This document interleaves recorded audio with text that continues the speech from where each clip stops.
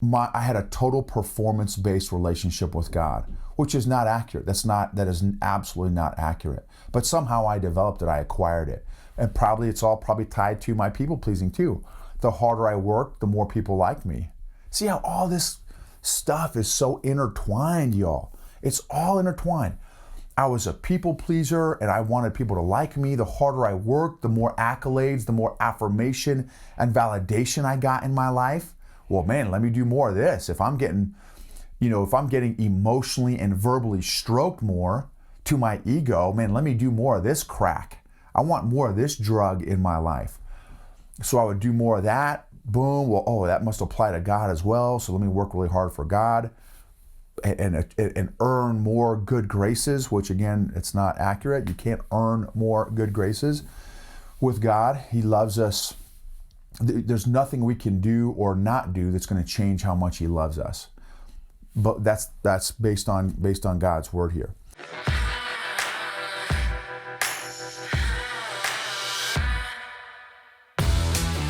Welcome to the EQ for Entrepreneurs podcast. Like most business owners, you already know you need good business and marketing strategies to scale and be profitable. But at some point, you've hit the dreaded wall where you feel stuck and frustrated.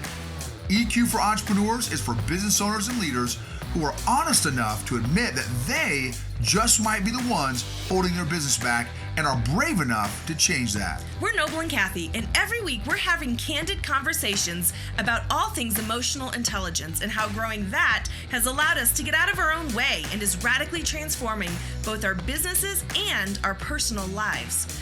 This is the secret sauce strategy for modern entrepreneurs who are tired of hustling without seeing results and want to grow a business and a life that they love.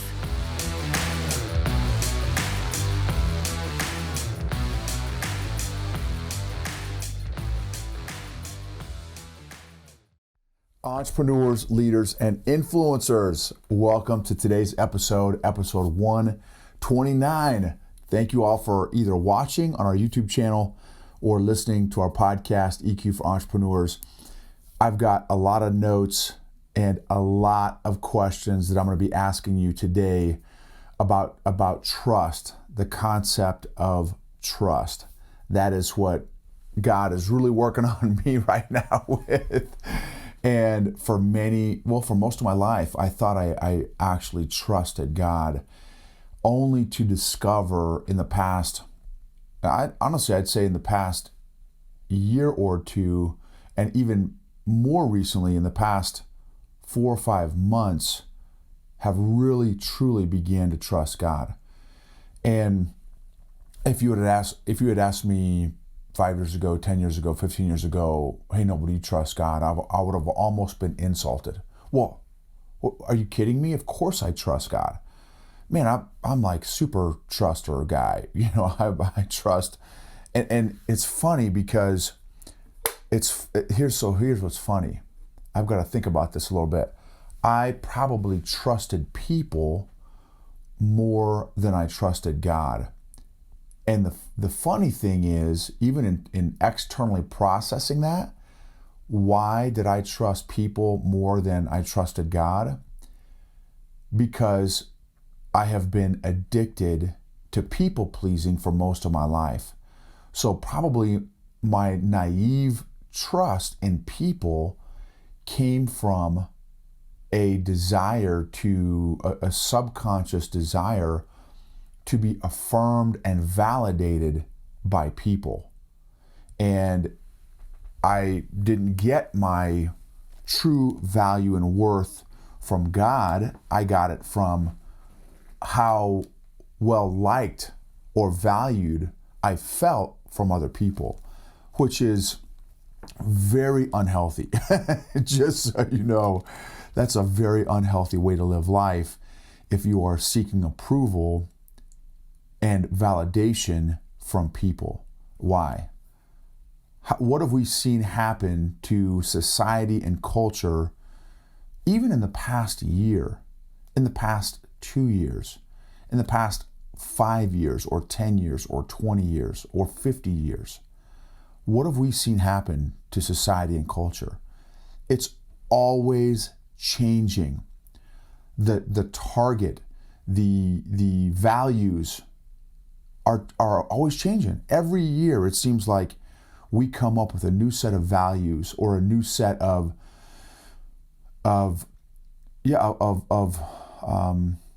things that we deem important, that we deem valuable in society, and it changes every single year. So if you use society and culture and people to determine your value, you're going to always have to be. It's like the carrot that's always moving, that's always changing. So again, if you're watching this on YouTube, you're going to see me looking down a lot because I'm going to be probably even doing some reading. And this is exactly the lesson that I'm going through right now in my own life. So as you all know, I think what makes us unique in this space of emotional health and emotional intelligence is not because we come from a perspective of academic. Like, I don't have a degree from Harvard. I don't have a PhD from Harvard in behavioral science or in emotional health or in, brain chemistry or neurology or I don't have a degree in this stuff. And it seems like in this space, there are two groups of people. There are the C-level, C-suite folks that know a lot about or have heard about or have been introduced to the concept of emotional intelligence and emotional health. And then also academia has heard of emotional health and emotional intelligence. But we have found now, being 3.5 years into this space, that most people, many people, most people are unfamiliar with the topic of emotional health and emotional intelligence. Like me, prior to 3.5, 4, 5 years ago, when we started going to counseling, because I'd yelled at my wife 3 times in the span of a month, and she told me, you guys have heard this story probably 100 times now if you've been following our podcast. She said, Noble, don't ever do that again. Don't ever yell at me again. Number 2, you've never done this before, which means number 3, you've got issues. We went to counseling. Our counselor introduced me to this revolutionary new concept called feelings and emotions. And so that was the beginning of my journey. And as soon as God opened up this world to me of feelings and emotions, because in my family of origin, I never learned about feelings and emotions. I felt feelings and emotions very intensely because the way we handled conflict in my house growing up was yelling and screaming at each other, but we'd never talk about it. So we'd yell and scream at each other, stomp off in our respective corners of the house, and then an hour later come back and act like nothing happened. Hey, so what's for dinner? Hey, how are the Bears doing in football? Hey, how's the weather? Never talk about how we just got done emotionally and verbally eviscerating each other. So I learned how to stuff and avoid as a child, all my emotions and feelings. Then I went to West Point, so college, military school, did not talk about feelings and emotions there. And then on to Ranger School, Airborne School, Ranger School, Infantry Officer Basic Course, the 82nd Airborne Division as an infantry officer, where we also definitely did not talk about feelings and emotions. And in fact, back then, if you had talked to me about, hey, Noble, we're going to do a block of instruction or a course, a 6-week course, 8-week course, 12-week course, year-long course on emotional intelligence or on soft skills, I'd be like, bro, I ain't got time for that. That doesn't impact anything that I do as an infantry officer. How wrong I was. Only to discover 20 years later that emotions and our emotional health and our emotional state impact literally every single decision that we make every single day, our entire life. I had no idea that our emotional grid, our emotional state, our emotional health impacts every single decision that we make.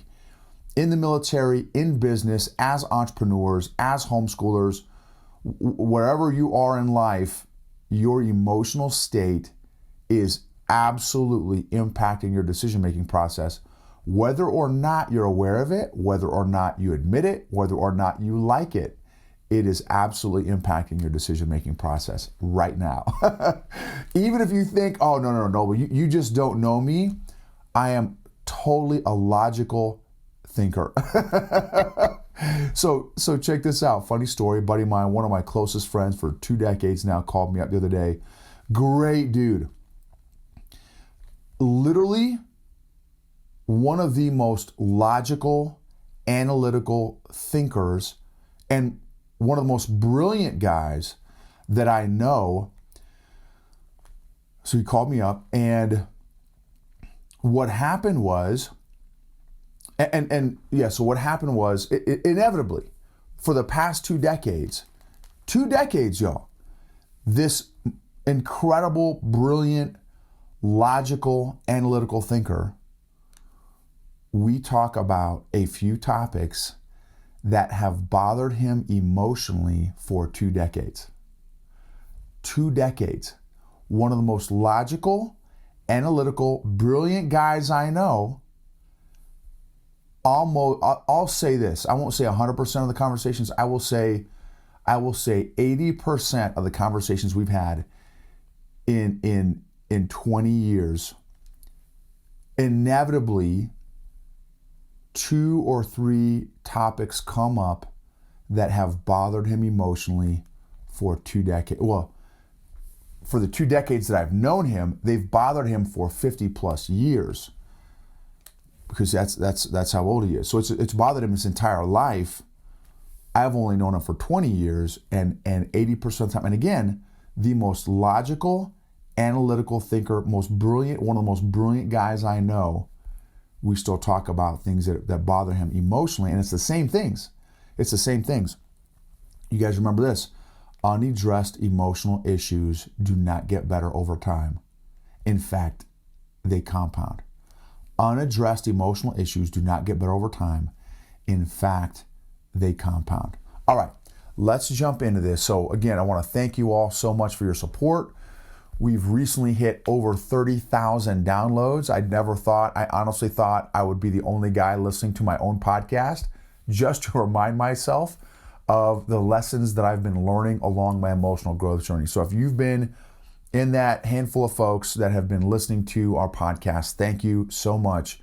And I'm hoping that you're learning from the junk in my trunk, from my emotional dysfunction. I tell people that I put the fun in dysfunction. and I have to laugh that I have been emotionally clueless my whole life, or 98% of my life, because otherwise I'd be crying right now. And I have shed many tears over my emotional immaturity and the consequences that my emotional immaturity have brought in my life and in the relationships in my life, personally and professionally. And for those of you all that would like to take our EQ assessment, it's a scientific emotional intelligence assessment, which also comes with it a 1-hour coaching session with me to interpret the scores and what your assessment was. You can go to eqforentrepreneurs.com/training, eqforentrepreneurs.com/training. Or if you'd like us to speak to your organization, put together a training program, a training course on emotional intelligence, or just a period of instruction, POI, sometimes we said it in the military. If you're just looking for an hour and a half long presentation on emotional intelligence, again, go to eqforentrepreneurs.com/training. For those of you all that may be ready to invest in yourself and to help your emotional intelligence go to the next level, you can also check out our 8-week course that is phenomenal. And that's at eqforentrepreneurs.com/EQA. eqforentrepreneurs.com/EQA. Okay, I'm going to rattle off a bunch of questions to you right now in the area that all have to do with trust. And so you may want to, if you may be listening to this on the road, at the gym, when you're cleaning the house, whatever. These next handful of questions, I got a lot of questions, and it used to annoy me when someone would just rattle off a lot of questions, because I'm a question guy. So I love paying attention to every single question that someone asks me, and I want to be thoughtful at the response, because if you let it, questions can change your life. Questions have the potential to change your life if you let them. So I want to ask you again a number of questions that have impacted me in this area of trust. And again, this is the season that I'm currently going through. So you may want to write these down, because some of these are going to take some time to think about and reflect on. And maybe your next reflection session that you have with yourself, which I recommend you do, schedule them, and I recommend you schedule them regularly, once a week. If you can do even 5 or 10 minutes once a day, even better, but even weekly, something regularly. Reflection time is so powerful, and which is, I think, is one of the big challenges today because we're always so busy. We got a social media. In fact, I just deleted my social media apps from my phone. I saw a video from Tim Ferriss, 4-Hour Workweek guy, Tribe of Mentors guy, brilliant guy. And he had a video that popped up on my YouTube channel, why I deleted social media from my phone. And I was like, oh snap, I gotta watch this. Watched it, totally convicted me. He said, you know how much negative I have had in my life as a result of deleting my social media apps? He said, 0. I've had 0 negative. I've had 0. There's been no downside for me deleting social media from my phone. Actually, the opposite. I've got more time. I've got more clarity. We've got more thinking time, processing time, doing time as well. So I just deleted my social media from my phone, which I'm super excited about because it was like crack for me. It was like a drug for me. So anyway, jot these questions down about the area of trust here. And again, if you're watching me on YouTube, I just got to adjust my camera a little bit here so that I can read my notes on this here. Okay, so get ready. Again, you may want to stop or pause or listen to this again when you're in a position to write these questions down and ask yourself these questions during your reflection time and think about some of these, reflect on these, pray about these. What is impacting your ability to trust or not trust? What is impacting your ability to trust or not trust? What are the consequences of trusting or not trusting? What are the consequences? What is the relationship between trust and your desire to control? And I'm going to share a story with you about what I think some of that relationship is. What is the relationship between trust and your desire to control? How does control serve you? How does control serve you? How is a lack of trust impacting your relationships? How is a lack of trust impacting your relationships? It has seemed to stunt the growth of any relationship where I don't trust. If I find myself, not trusting someone, and in this case, in my relationship with God, it has stunted that relationship. Have you been burned in relationships before? And really the question should probably be, how many relationships have you been burned in? I would be shocked if you've been on this ball of mud that we call Earth for any length of time and you haven't been burned in a relationship before. So in those relationships where you have been burned, what vows, commitments, or promises have you made consciously or subconsciously as a result of having your trust violated in relationships? What vows, commitments, or promises have you made consciously or unconsciously as a result of having your trust violated in relationships? I'll never trust anyone again. Trust must not be important, so I don't have to be trustworthy in relationships. Well, I know how this relationship is going to end, so I'm just not going to trust them from the beginning of this relationship. Where's this relationship going? What's their angle? They've got to have some angle in this relationship. So I'm going to keep them at arm's distance the whole time that I'm in a relationship with this person, because they have to have an angle, because the last 3 people or the last time I trusted somebody fully 100%, they violated my trust. So I know how this is going to go too. Right? Do you have any of those vows or promises or commitments that you've made, again, consciously or subconsciously, in the area of your relationships, personally and professionally? This doesn't just impact, this just impacts one area of my life. There's a great chance it impacts every relationship. This is a big one. What emotions surround trust or trusting in you? What emotions? Almost like barnacles. You can kind of look at it as barnacles.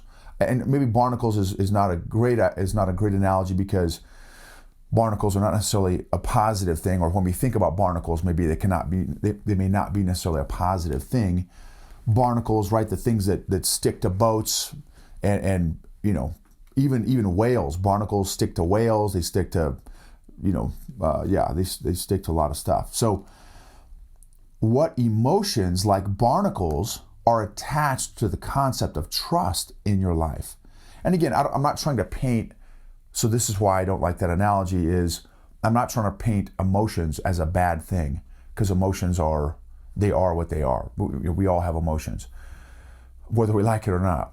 And emotions are not good or bad. They're not good or bad. So be careful about subscribing or ascribing value in terms of good or bad to emotions. They can be pleasant or unpleasant. Emotions can be pleasant or unpleasant, but they're not like bad or good.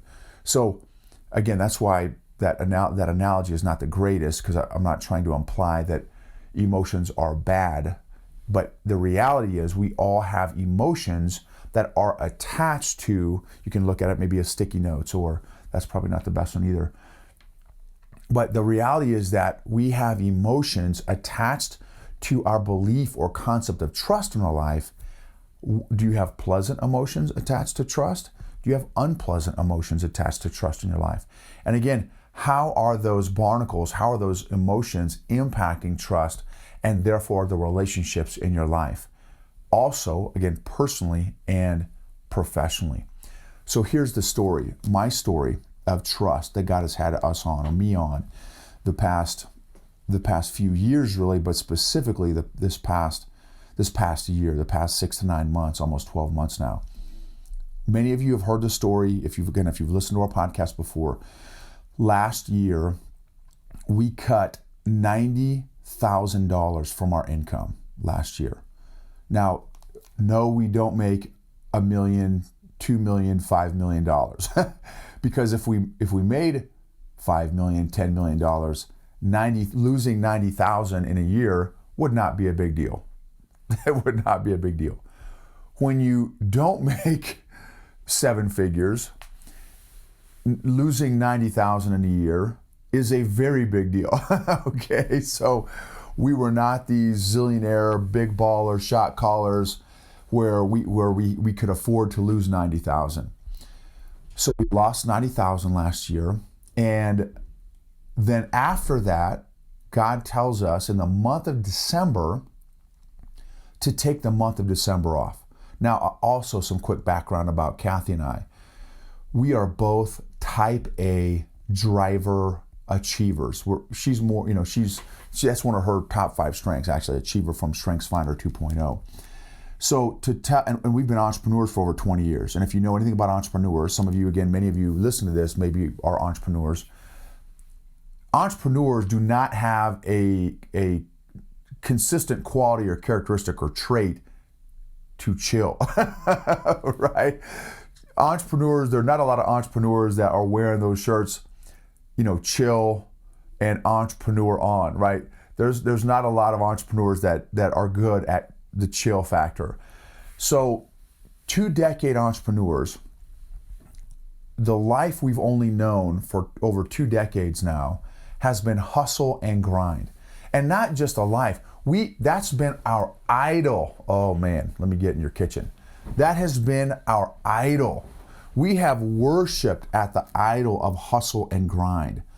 We have worshiped at in that area of hustle and grind. And so that's been our life for over 2 decades. And God tells us to take the month of December off after we just lost 90 grand from our income. Excuse me? Hey God, you're coming in broken and distorted. If you're a military veteran, you know what that's referring to. The radios we used to use were not the greatest. We call them PRC 77s. That's old school. That's old school for you young guys that are maybe in the military. Listen to this. You're going to be like, dude, that's like ancient Chinese secret right there. So boom. The whole, take the month off in December. And I'm like, God, like I've got to be hearing crazy voices in my head, because there's no way that you would tell us to take the month off in December when we just lost 90 grand from our income. He's like, dude, this is what he told me. Trust me, I got you. Trust me, I got trust. I'm like, man, are you joking me? Right? Because it was easy for me to trust God when I'm grinding, hustling, grinding. It was easy for me to trust God, or it was easy for me to say that I trust God when I'm working 60, 70 hours a week. Yeah, of course God's going to provide. Look how hard I'm working. Look how hard I am working. Me. It's all about me, right? Oh God, I trust you. I trust that you're going to provide while I'm working 80 hours a week, 70 hours a week, whatever, 60 hours, right? Crazy, whatever the week schedule was that week. Of course I trust you, God. Man, don't you see? I mean, look, I'm reading the Bible. I got the Bible right in front of me, God. Look. I mean, look, God, I even, my Bible's all broke up, and look at how, oh man, God, look how much of, man, I'm such a holy guy. Man, look how much I read the Bible. Of course I trust you. While I'm hustling, grinding, I'm worshiping at the idol of work. And so God's like, dude, take the month off. And I'm going to jump into Judges 6 and 7 here in just a second. Maybe I may. So he was challenging me. My whole life I've hustled. In fact, oh man, I'm going to get deeper. Somehow in my life, I developed a relationship with God that was 100% performance driven. The only time God loves me is when I'm performing and striving and doing. So the more striving and doing and grinding and hustling that I would do, God really loves me, because I'm really working hard because I trust God.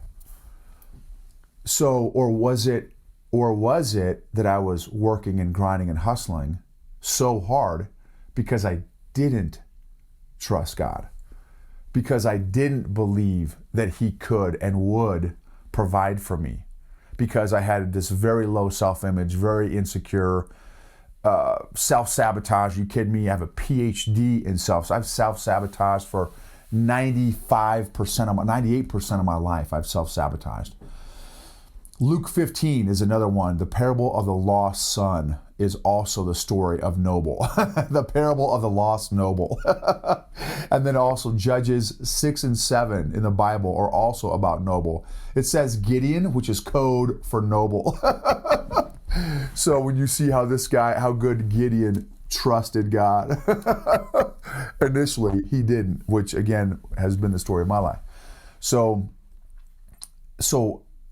I had a total performance-based relationship with God, which is not accurate. That is absolutely not accurate. But somehow I developed it, I acquired it.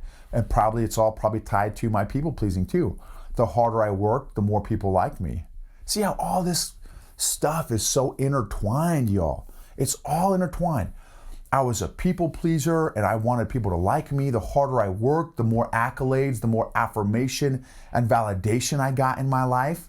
Well, man, let me do more of this. If I'm getting emotionally and verbally stroked more to my ego, man, let me do more of this crack. I want more of this drug in my life. So I would do more of that. Boom. Well, that must apply to God as well. So let me work really hard for God and earn more good graces, which again, it's not accurate. You can't earn more good graces with God. He loves us. There's nothing we can do or not do that's going to change how much he loves us. But that's based on God's word here. So he told us to take the month of December off. Surprisingly, we did. We took the month of December off. And you want to talk about one of the hardest things I've ever done in my life. You tell a man to not provide for his family for a month after you just lost 90 grand. You cut 90 grand from your income. And then he says, take the month of December off. I'm like, whoa, God. You mean work harder, right? Because I literally just cut 90 grand from our income. You trying to tell me to take, like, it just didn't make sense to me, right? There's no logic in that. It didn't make any sense to me. And he said, trust me, I got you. I will provide. Do you honestly think me replacing 90 grand is a big deal to the creator of the universe? I'm like, well, it may not be a big deal to you, but it's a big deal to me, because Big Papi's got to pay his bills. And if that doesn't happen soon, we're going to have a very different quality of life coming up very soon. We may go back to ramen noodle phase, which we had ramen noodle phase back in my earlier days as well. And I didn't want to go back to ramen noodle phase, because you want to talk about stress and anxiety. Financial stress and anxiety is a whole nother level. That's like dental pain. That's like back pain. Financial pain will put you in a bad state. So tell a guy to not provide for his family and see how that affects his psyche. See how that affects his emotional state. By God's grace, we trusted. I said, okay, God, this is way out of my comfort zone. I've never done this before in my life, because I have trusted you as long as I was grinding and hustling and working and performing. So this hit some deep areas, as I mentioned earlier here. A lot of deep areas.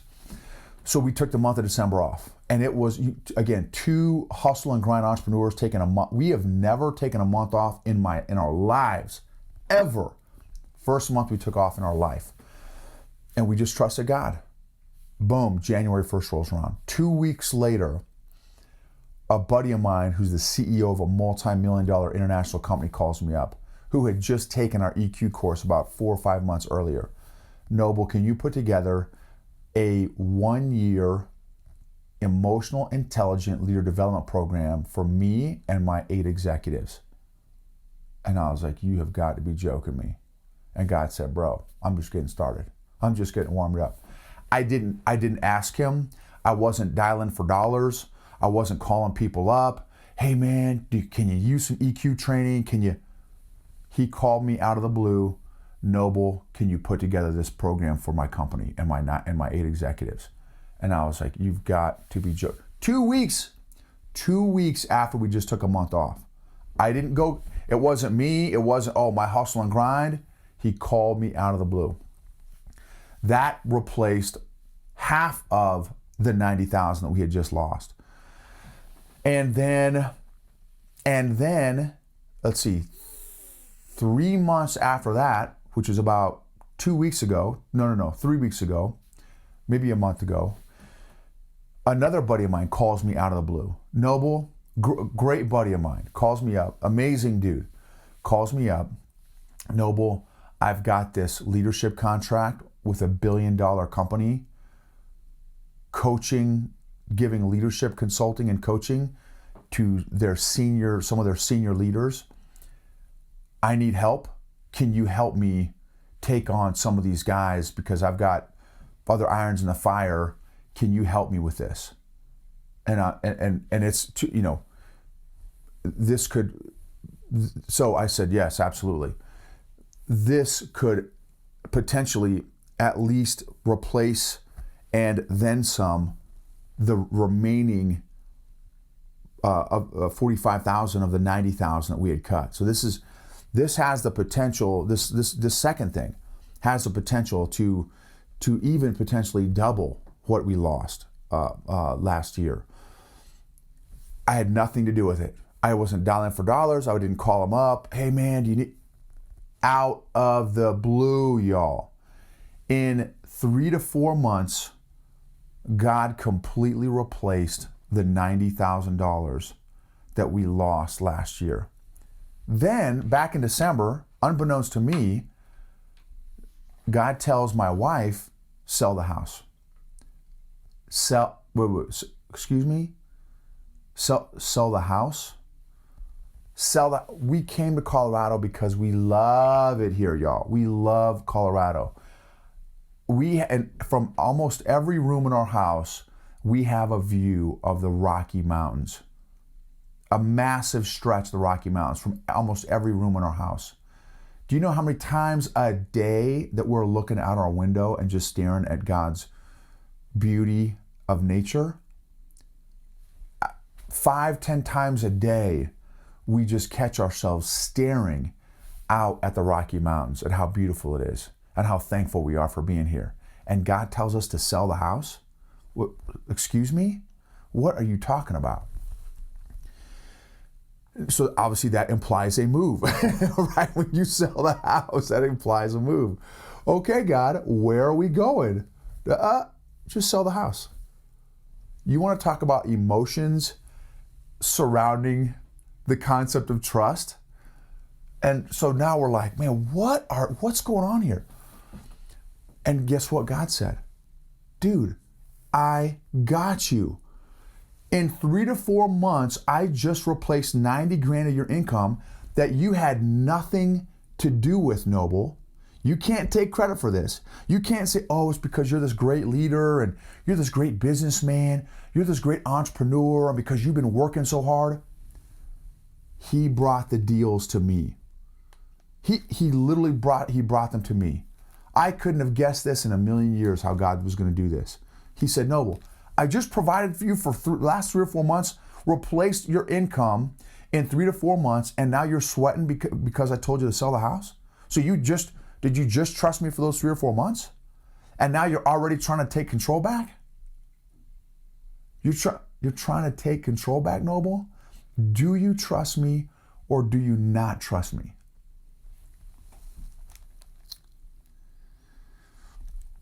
Some of you guys know the story. The Israelites took 40 laps in the desert when he brought them out of Egypt for 40 years.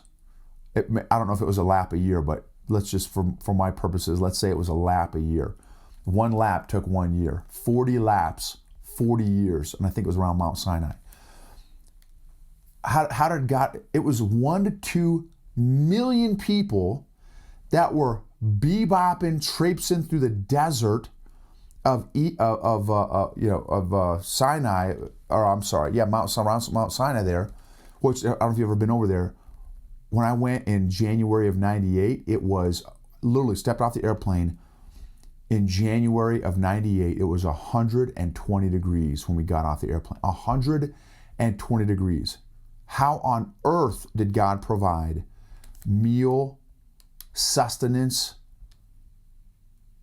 hydration in a brutal desert for 40 years for 1 to 2 million people? And it could have been more than that, but that's one of the numbers I've heard. Noble, do you honestly think it's going to be a big deal for me to replace 90 grand and provide housing and direction for you? Come on, man. Trust me, bro. I'm the creator of the universe. This is not a big deal to me. This is not hard for me. So can you trust? Trusting in the transitions. Can you trust God in the transitions of your life? Now, I'm asking you that. I'm really asking me that. This whole episode, if you haven't figured this out yet, is for me, not for you, okay? Because maybe you're great at trusting. I need this episode. This is really for me. So can I trust God in the transitions of my life? When he just says, he only gives one instruction, sell the house. Okay, but God, when, where, how much, where are we going? What are we doing? Just sell the house, bro. Sell the house. So this is the season. This is where we're at right now. This is the season. Do we trust or do we not trust God that he's got us? And he's like, Noble, and not just so that's why some of you guys know this. I've started a tracking thing on my phone called God's Provisions. All the times, and not just the big things, the little things, all the times that God has been providing for us over the past year or two. I wish I'd been doing this my whole life. Can you imagine? Can you imagine the size of the list of God's provisions in my life if I had started this 20, 30, 40 years ago? Are you joking me right now? But I'm thankful that I started. Let's see, probably 6 or 7 months ago, I started this. And even the little things, I'm writing it all down. All the little things that I had nothing to do with, and he's just providing. Noble, look at this list. Look at this list, bro, and tell me I don't got your back. Tell me I don't have your back, Noble. I've got your back. Stop stressing. Stop trying to take control. I've got you. Trust me. So, what does my lack of trust reveal in me? What does my lack of trust reveal in me? Okay, I don't have time to jump into this, but maybe at some point I will. One of my favorite passages in the Bible is Judges 6 and 7. I relate so much to Gideon. In fact, I relate so much to so many leaders in the Bible. Gideon was insecure. He had a low self-image. He thought he was totally weak sauce. And here's the quick story. God had this angel of the Lord come to him. Come to Gideon, salute him, and said, "Hail, thy mighty man of valor. You are going to save the nation of Israel out of the Amalekites and the Midianites' hands." And the angel of the Lord appeared to him, this is verse 12, and said to him, and Gideon was making grapes, y'all. He was making some wine, literally stamping out grapes. I guess that's how they did it back in the days. And said to him, "The Lord is with you, you mighty man of valor." Gideon said to him, "Oh my Lord, if the Lord is with us, why then has all this happened to us?" Because they were getting beat down by some of the neighboring nations and stuff. These neighboring nations were just tearing up the Israelites. "Did not the Lord bring us up from Egypt? But now the Lord has forsaken us and delivered us into the hands of the Midianites." And the Lord turned to him and said, "Go in this might of yours." Did he even answer Gideon? He answered him, but how did he answer his question, I guess? He said, "Go in this might of yours, and you shall save Israel from the hand of the Midianites. Have I not sent you?" So he said to him, "Oh my Lord, how can I save Israel? Indeed, my clan is the weakest in Manasseh, my people.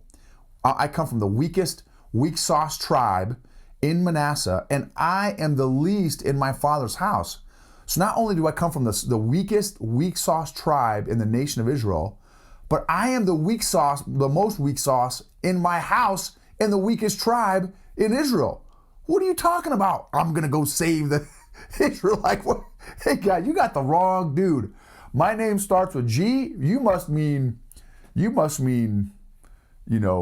Garrett, who's my pastor, by the way. He's a great dude. You must mean Garrett. You don't mean Gideon or Gibbons, right?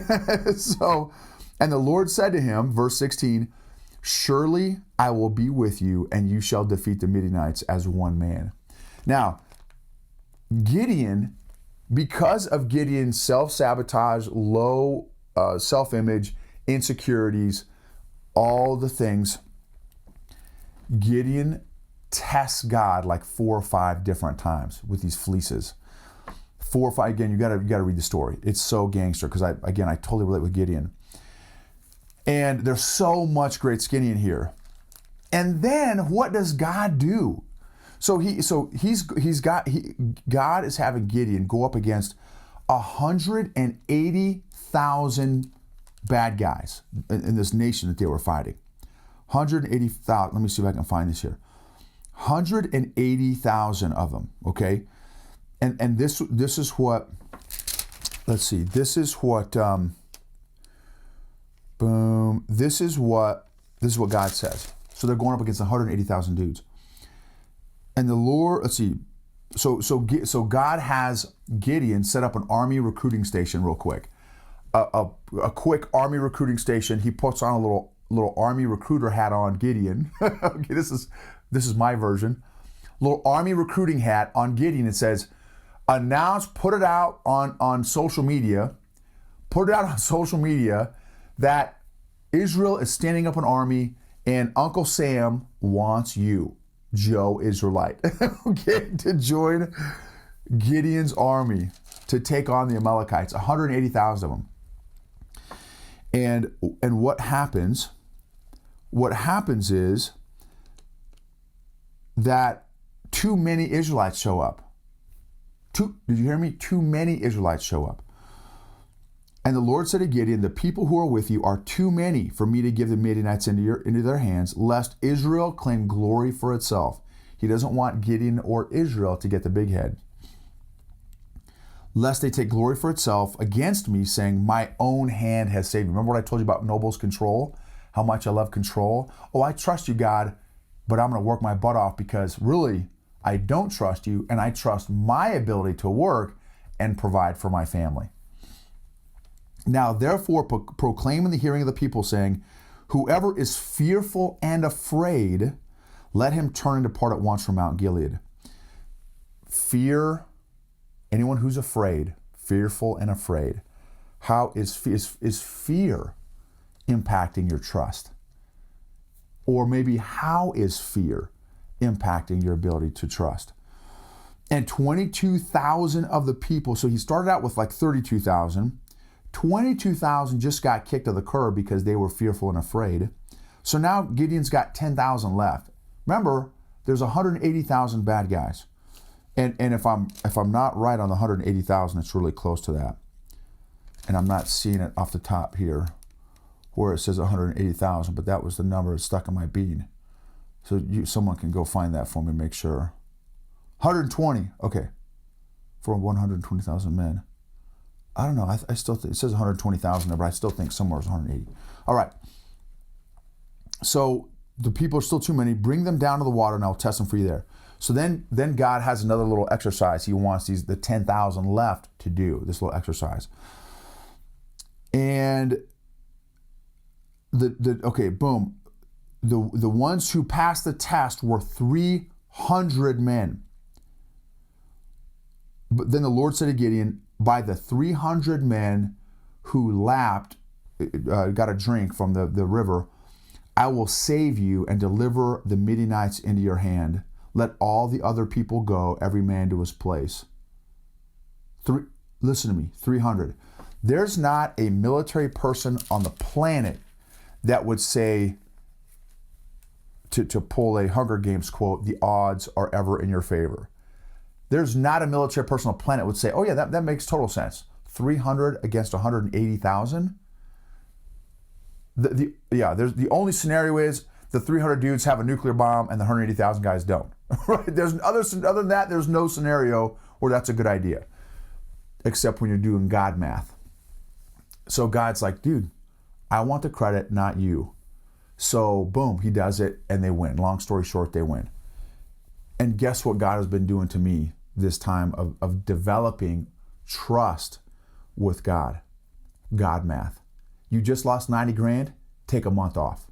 Wait. What? Say what? You just lost 90 grand, take a month off.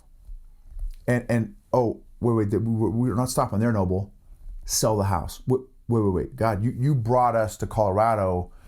This phase, the season that we've been in since we've been in Colorado has been a healing phase. God has allowed us to be here for these last couple of years to heal from a lot of issues and baggage that we've been going through. Some of you guys have heard some of the episodes. You can probably put some of that together. So it's been healing for us. This is like a big giant retreat. Every day here is like a retreat. It's like therapy here. Sell the house, Noble. Sell the house. So, do you trust me? Do you not trust me? What's more important? My pleasure or my whatever versus the depth of my relationship with God. And I'm using God. You can use your wife, you can use your children, you can use your parents. You can use some of your friends. In my scenario, what I'm going through right now, I'm using God. Apply these principles and these thoughts and these concepts to your relationships. So, and what's happened, because listen, I would love to be able to say, oh yeah, when God told us to chill after losing 90 grand, and when God told us to sell the house, and oh man, we've been instantly like, oh, roger that, God, airborne. We will move out and draw fire, right? We will absolutely obey immediately without, no. There's been a truckload of questioning. There's been some doubting. And every time that we doubt, what happens to us? We get anxiety, we get stress. Every time I take my eyes off of God and onto the scenario or the situation, my stress and anxiety goes up, because what happens when I take my eyes off of God, I immediately transitioned back into my old default ways of control and, oh, hey, God, wait, give me the reins, God. I got this.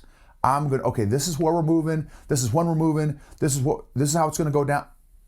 God's like, dude, chill. I've provided for you. I'm going to keep providing for you. Trust me, I got you.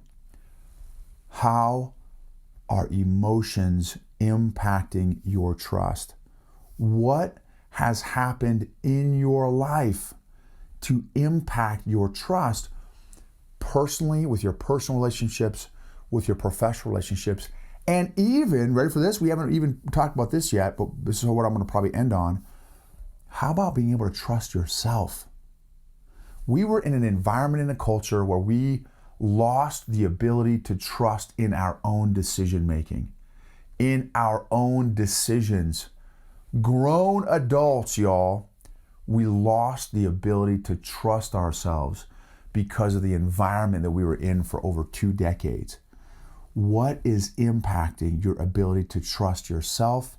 What's impacting your ability to trust God? What's impacting your ability to trust your family, your loved ones, your friends?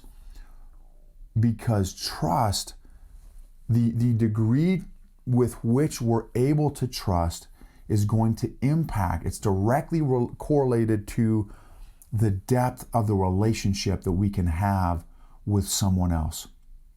Remember, emotionally healthy people help heal people emotionally. Emotionally healthy people help heal other people emotionally.